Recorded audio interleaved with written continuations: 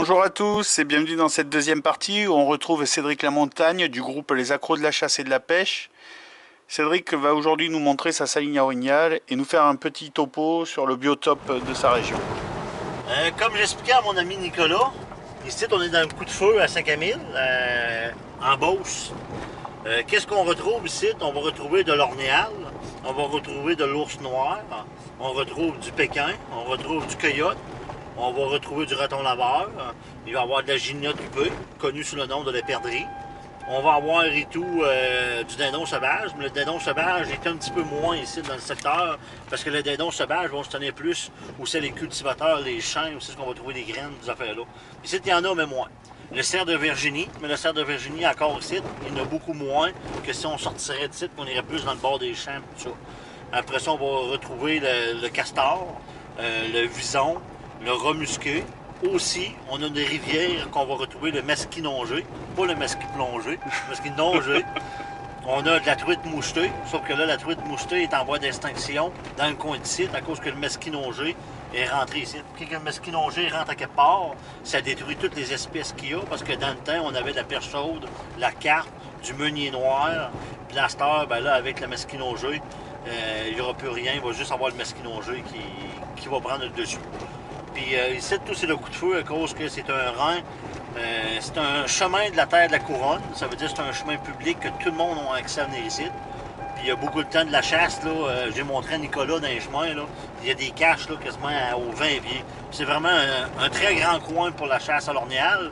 Puis on est collé ces lignes américaines. Comme ici, on est environ à 10 minutes des États-Unis.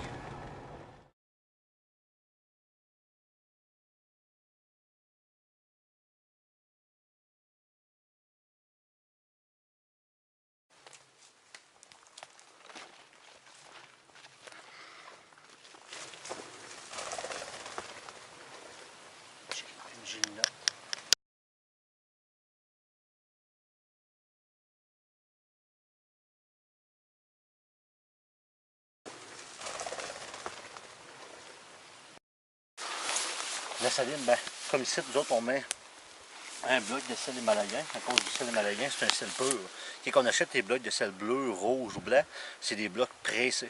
Fait qu'un bloc pressé, c'est pas pur. Moi, un bloc de même sel himalayen, je trouve que c'est beaucoup meilleur que les autres broches. Puis ça prend moins de temps à enlever. Puis il y a beaucoup de nutriments dedans et tout. Plus qu'un bloc pressé. Puis qu'est-ce qu'on fait? On va mettre du soufre, comme qu'on voit ici à côté. On a mis du soufre à terre, puis regarde comment c'est gratté. Ça, le soufre, on en retrouve à certains endroits dans la forêt. C'est comme où c'est qu'il y a des dames de castor, il y a du soufre.